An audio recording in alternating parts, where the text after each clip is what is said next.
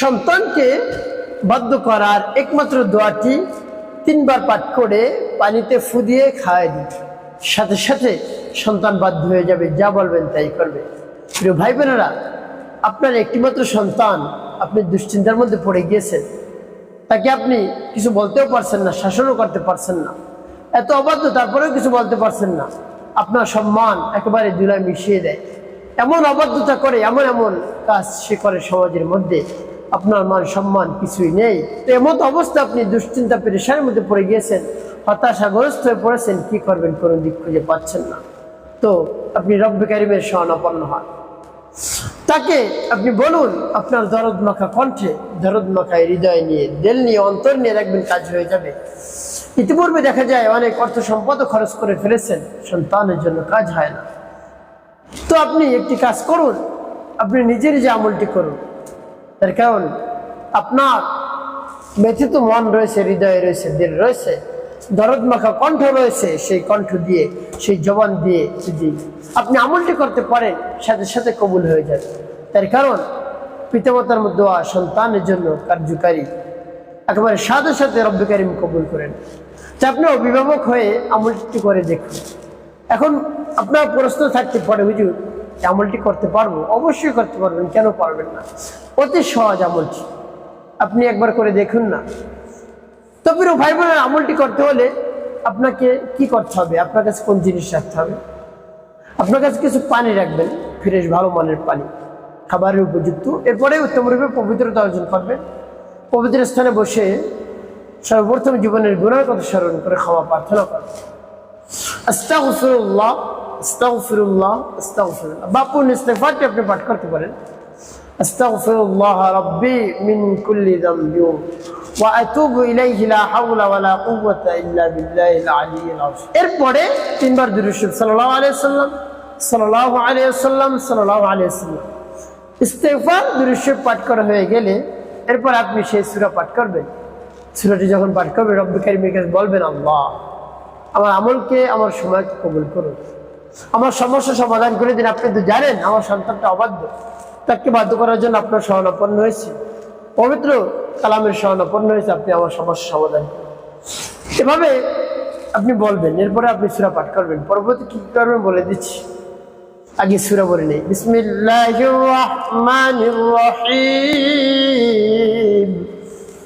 ইন্না আ'তাইনাকাল কাউসার ফাসাল্লি লিরাব্বিকা ওয়ানহার ইন্না শানিআকা হুয়াল আবতার। এটা যখন পাঠ করা হয়ে যাবে, এরপর আপনি একটু ফু দেবেন, তারপর আপনি আবার পাঠ করবেন। বিসমিল্লাহির রাহমানির রহিম।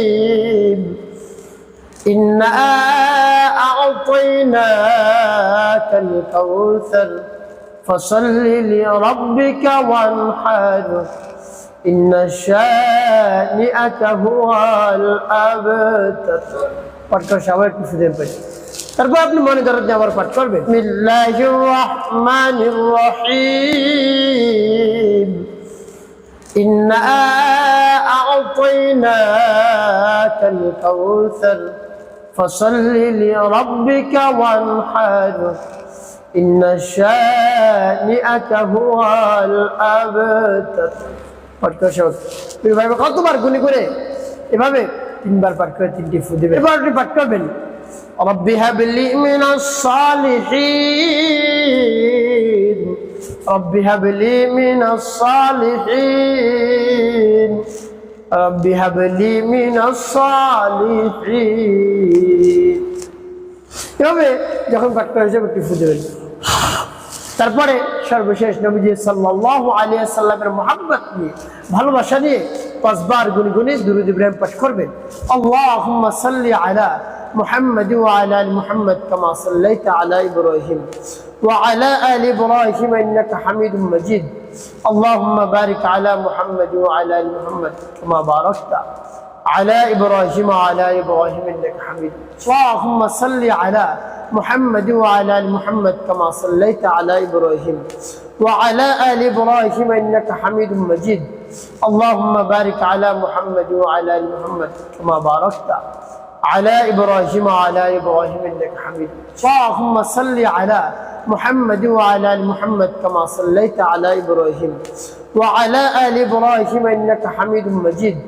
اللهم بارك على محمد وعلى آل محمد كما باركت على إبراهيم وعلى آل إبراهيم إنك حميد. اللهم صل على محمد وعلى آل محمد كما صليت على إبراهيم وعلى آل إبراهيم إنك حميد مجيد. اللهم بارك على محمد وعلى آل محمد كما باركت على إبراهيم وعلى آل إبراهيم إنك حميد مجيد. এবং যখন দুরূদ ইব্রাহিম পাঠ করা হয়ে যাবে এরপর আপনি কি করবেন? এরপর আপনি দুটি ফু দিবেন। প্রিয় ভাই, আমলটি করা শেষ তো স্থানে বসে রব্বি কারীমের দরবার হাত উত্তোলন করবেন, আকুতি মিনিত করে তার প্রশংসা করে তার বরত্বের কথা প্রকাশ করে রব্বি কারীমের কাছে বলবেন, দেখবেন সাথে সাথে কাজ হয়ে যাবে। একটি কথা মনে রাখতে হবে, পাঁচ ওয়াক্ত নামাজ আদায় করতে হবে, মানুষের কল্যাণে খিদমতের কাজ করবে, অবশ্যই আপনার জীবন সুখময় হবে, শান্তিপূর্ণ।